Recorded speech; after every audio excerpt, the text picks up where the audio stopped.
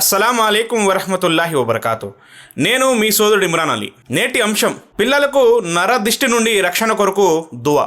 ఖురాన్ మరియు హదీసును పరిశీలిస్తే దిష్టి తగలడం అనేది వాస్తవం. అల్ ఐను హక్కున్, దిష్టి తగలడం అనేది వాస్తవం. Sunan Ibn Majah volume number 4 హదీస్ number 3506. Abdullah bin Amir bin Rabia తన తండ్రి ద్వారా ఉల్లేఖిస్తున్నారు.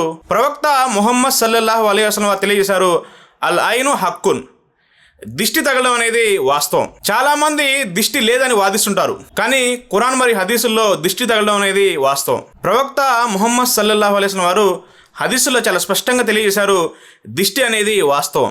దిష్టి అనేది అనేక రకాలుగా తగులుతుంటుంది.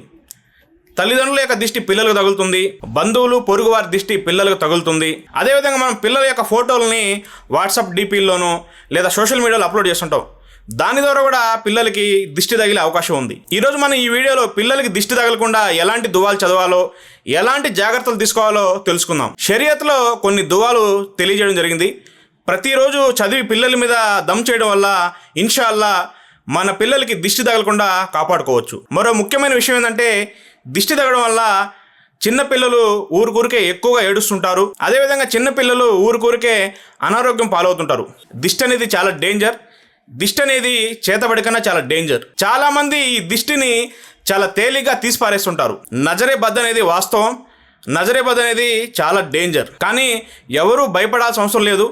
షరియత్లో వాటికి సంబంధించి దువాలు తెలియజేయడం జరిగింది, జాగ్రత్తలు కూడా తెలియజేయడం జరిగింది. అవి పాటిస్తే ఇన్షాల్లా మనం దిష్టి నుండి దూరంగా ఉండవచ్చు. Sunan Ibn Majah volume number 4 హదీస్ నెంబర్ 3525. అబ్దుల్లా బిన్ అబ్బాస్ రజల్లా వారి ఉల్లేఖనం, ప్రవక్త ముహమ్మద్ సల్లల్లాహు అలైహి వసల్లం వారు తన మనవులైనటువంటి హసన్ మరియు హుస్సేన్ రజల్లా వారికి దిష్టి తగలకుండా ఈ దువా చదివేవారు. ఏ విధంగా అయితే ప్రవక్త ఇబ్రాహీం అలైహిస్సలాం వారు తన పిల్లలైనటువంటి ఇస్మాయిల్, ఇస్సాక్ వారి మీద దువా చదివేవారు, ఆ విధంగా ప్రవక్త వారు కూడా తన మనవుల మీద ఈ దువా చదివి దమ్ చేసేవారు.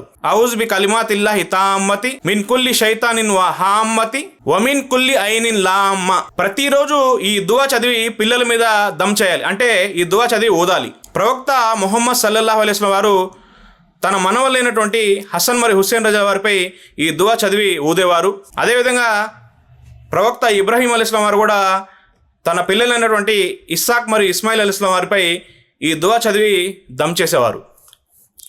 ఈ దువా చాలా పవర్ఫుల్, కాబట్టి తల్లిదండ్రులు ప్రతిరోజు ఈ దువా చదివి తమ పిల్లలపై దమ్ చేస్తే ఇన్షాల్లా మీ పిల్లలకి దిష్టి తగలకుండా చాలా జాగ్రత్తగా ఉంటారు.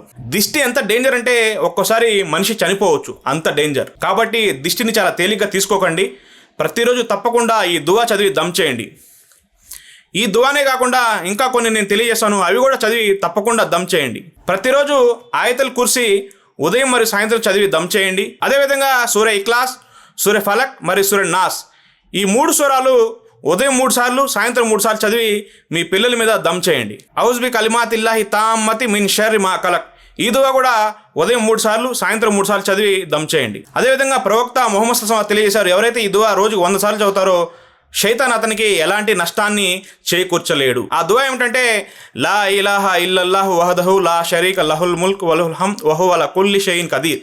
ఈ దువా ప్రతిరోజు 100 సార్లు చదివి మీ పిల్లల మీద దమ్ చేయండి. నేను ఏదైతే తెలియజేశానో ఈ దువాలన్నీ ప్రతిరోజు తప్పకుండా చదివి మీ మీద దమ్ చేసుకోండి, పిల్లల మీద కూడా దమ్ చేయండి. దీనివల్ల మీరు దిష్టి నుండి ఇన్షాల్లా దూరంగా ఉంటారు. చివరిగా నేను అల్లాతో దువా చేస్తున్నాను, అల్లా మనందరినీ చెడు దిష్టి నుండి దూరంగా ఉంచుగాక. ఆమీన్. అస్సలాము అలైకుం వరహ్మతుల్లాహి వబర్కాతు.